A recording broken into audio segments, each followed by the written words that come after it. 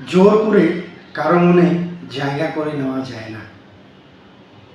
সে হতে পারে আপনার সেই প্রিয় মানুষ, হতে পারে আপনার অতি নিকট কোনো বন্ধু, হতে পারে আপনার অতি নিকট কোনো আত্মীয় স্বজন। জোর করে আসলেই কারো মনে জায়গা করে নেওয়া যায় না।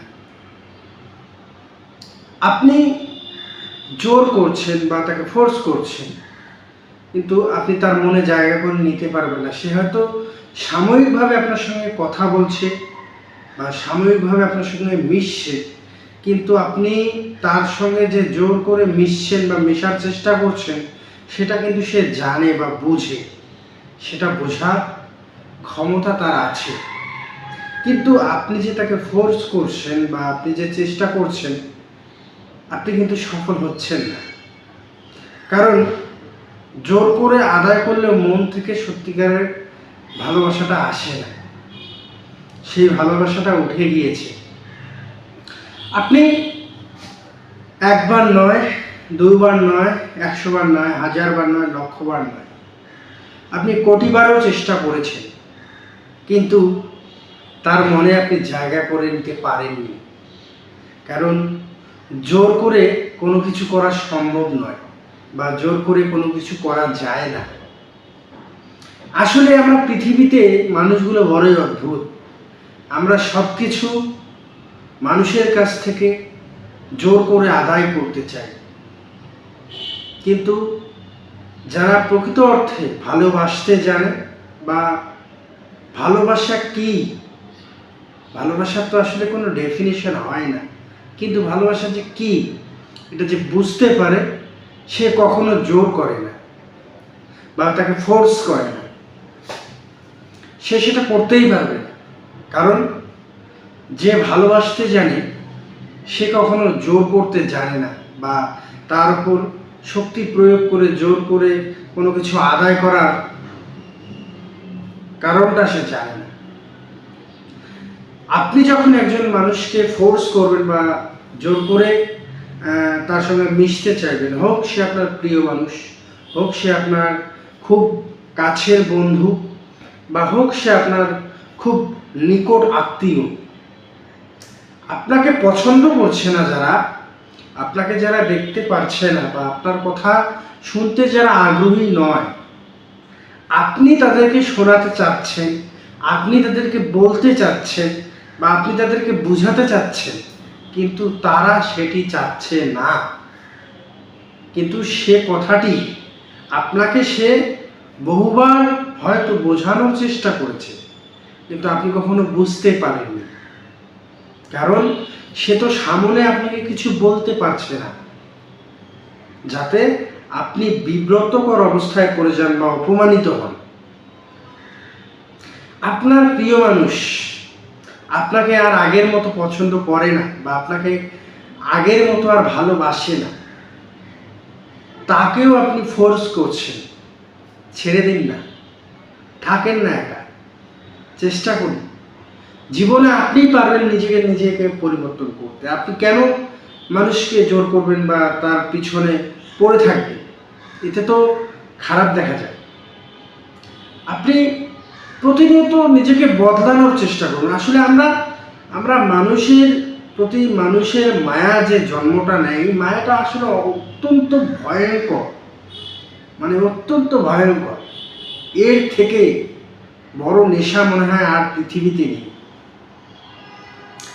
আপনি জীবনে কোনো কিছু অর্জন করতে গেলে অবশ্যই তা সঠিক নিয়মে অর্জন করার চেষ্টা করবেন, না হলে জীবনে অর্জন করতে পারবেন না, কিছুই অর্জন করতে পারবেন না। জোর করে কোনো কিছু হয় না, বাস্তব সত্যি, আমি সত্যি কথাই বলছি। আসলে জোর করে মানে আপনি হয়তো তার সঙ্গে মিশতে পারবেন, কথা বলতে পারবেন, কাজ করতে পারবেন, কিন্তু সে তো আপনাকে মন থেকে চাচ্ছে না হতে, সে তো আপনাকে মন থেকে ভালোবাসে না।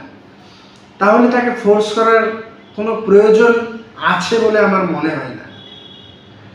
আপনি যাকে আজকে ফোর্স করে আপনার সঙ্গে মেশার চেষ্টা করছেন বা কথা বলার চেষ্টা করছেন, হ্যাঁ, আপনার প্রিয় মানুষটাকে আপনি জোর করে কথা বলে হাসি খুশিতে রাখার চেষ্টা করছেন, আপনার আত্মীয় স্বজনদের সাথে আপনি হাসি খুশিতে কথা বলছেন, কিন্তু তারা তো আপনাকে চাইছে না।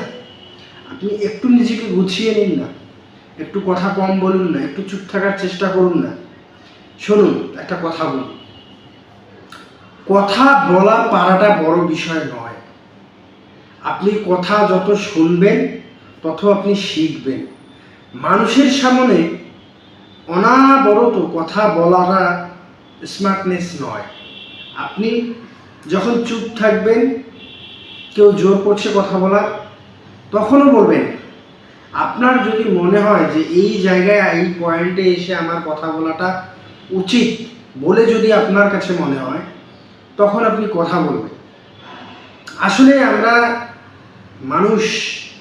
মানুষের মায়ায় পড়ে গিয়ে হয়তো এরকম করি। হয়তো যে আপনার প্রতি জোর খাটাচ্ছে সে আপনাকে অনেক পছন্দ করে বা ভালোবাসে, এমনও হতে পারে।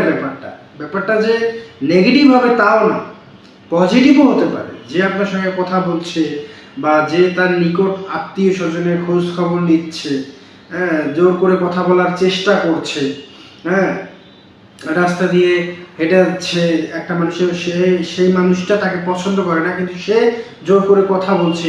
বা আপনার প্রিয়, যে আপনি যাকে ভালোবাসেন, ভবিষ্যতে ইন ফিউচারে যাকে আপনি আপনার করে নেবেন, সেও এখন আর আপনাকে পছন্দ করছে না বা আপনার কথাগুলোকে পছন্দ করছে না বা আপনাকে দেখতে পারছে না।